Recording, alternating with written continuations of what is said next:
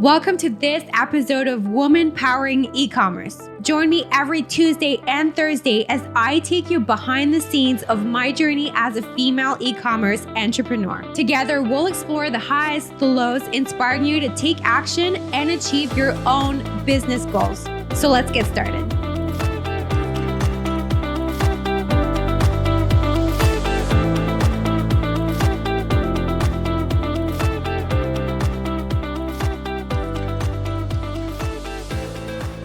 All right, so I want to talk to you about making many changes all at once in your company. Is it a good thing or a bad thing?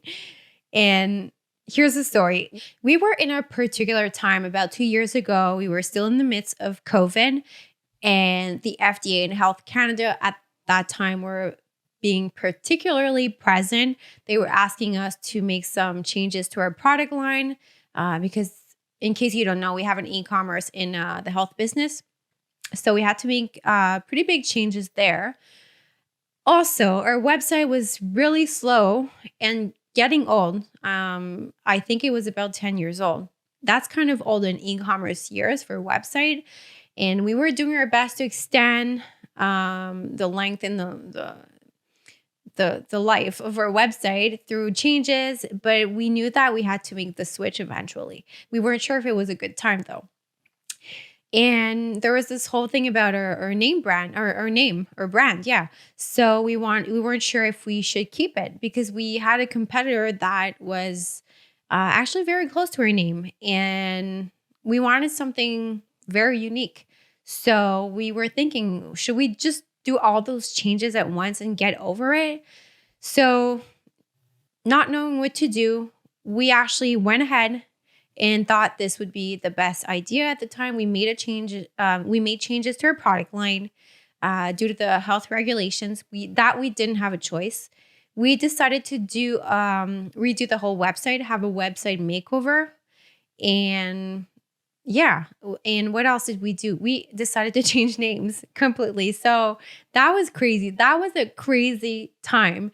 And the big question is, do I regret it?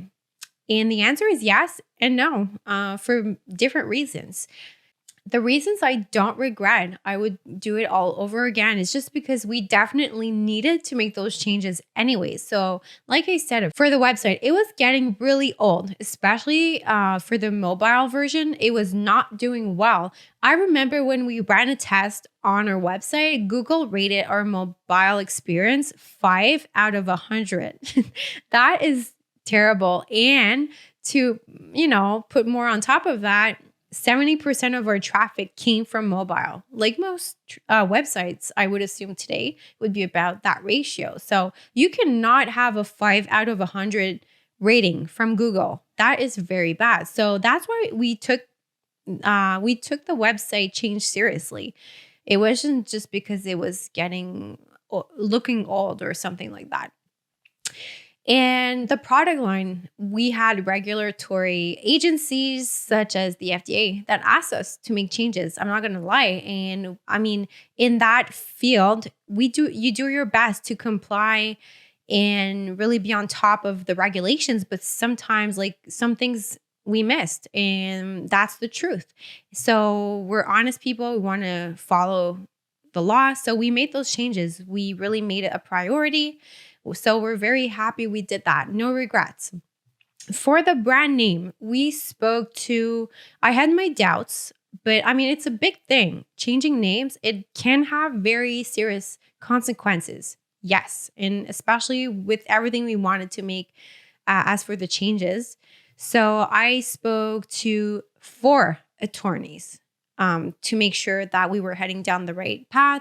And they all said, change your name. It is too close to one of your competitors, and down the road, you could have serious issues. So I thought, you know what, might as well. There were a few things that we could have probably proactively seen or forecasted, and we didn't at that point for maybe the regulations or the website that was running slow.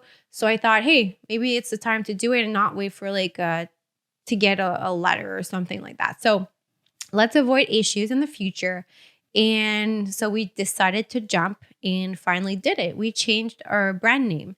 And I'm very happy. It had to be done. Now, what do I regret? It's just, I think maybe doing it all at once. It was huge. Like within 2 months, all changes were made. It was crazy. It was a crazy time. And looking back, I think it's fair to say that I just panicked. Those were really important things. They were serious changes that needed to be made. That's the thing. It's tricky sometimes to know what to do because they were really things that needed to be done. And it was the first time I was going through so many challenges all at once. It felt like everything came all at once. And I just wanted them to be a thing of the past. So there's a good side to being all in. And sometimes I realized there is maybe a less good side. I think my all in attitude did not serve me as well back then. But at the same time, I'm so grateful for all of it. It was a condensed business course. I can call it that. I think I learned in 1 year, maybe what I usually would have learned in 5 years worth of knowledge, literally. So it was very instructive, but I would probably not doing this. I would probably not do it the same way I did back then. But what I learned, I still love to extract lessons. And I think it's so important to do that with whatever life experience you go through. So I came up with 5 things I learned, and I would definitely and will definitely apply those lessons to my own business in the future.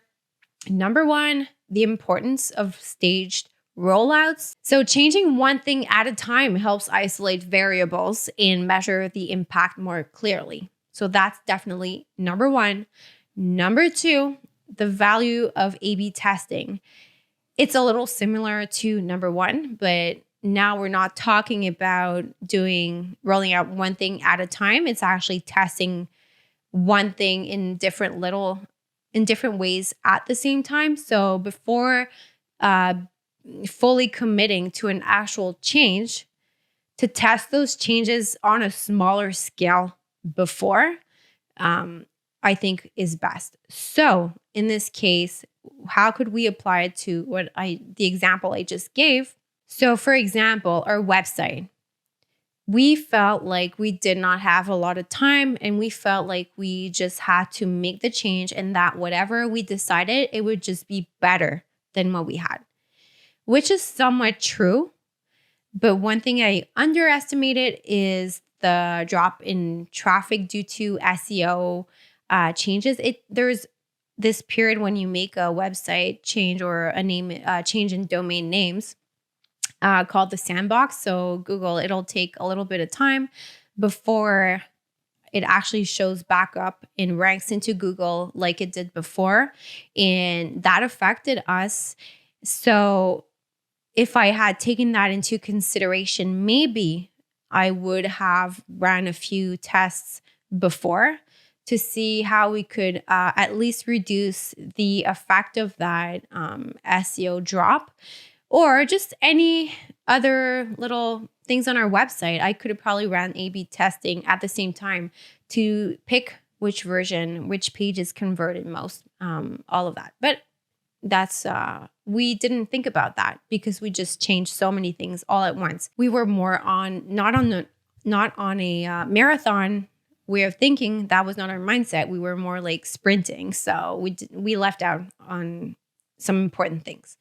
Another thing is listen to your team. I would say that sometimes at least my team had a clearer picture for potential challenges that I did not see. So, and that we saw only once things were done.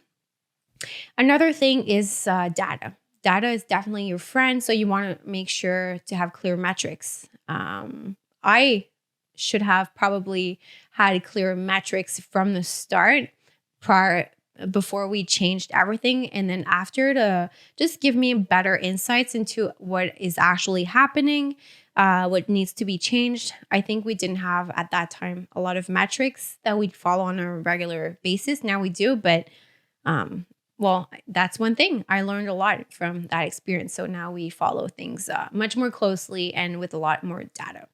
And finally, know your limits, your bandwidth, not only on the operations side, but also mentally. So I'm not going to lie, I often underestimate that because I'll be all in for a project in general. I'll be highly motivated. But once that motivation kind of phases out, then that's where you have to show your perseverance. And then that's where you just have to do and get down that checklist and to-do list. And sometimes that can be draining. So I personally feel I have to be careful with that, as it's great to be excited about something or really want to do everything all at once. But like when a project like this will take you months to do, then that's definitely something you have to consider your limits and the time you can spend on it. So overall, that year was chaotic. That was about 2 years ago, but also the most teachable moment in business I've had. Definitely the hardest, but definitely the most teachable moment.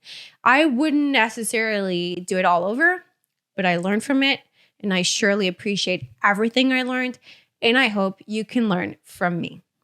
So if you like this episode, take a moment to rate, share, subscribe to this podcast. Your support is crucial in helping us reach and inspire more women entrepreneurs in the e-commerce business. Thank you for being part of this journey with me. I hope you gained valuable insights and inspiration today to keep growing and taking action towards your goals. Please follow me on social media and remember to like, share, and comment this video. Subscribe to get notifications every time a new video is uploaded. See you next time.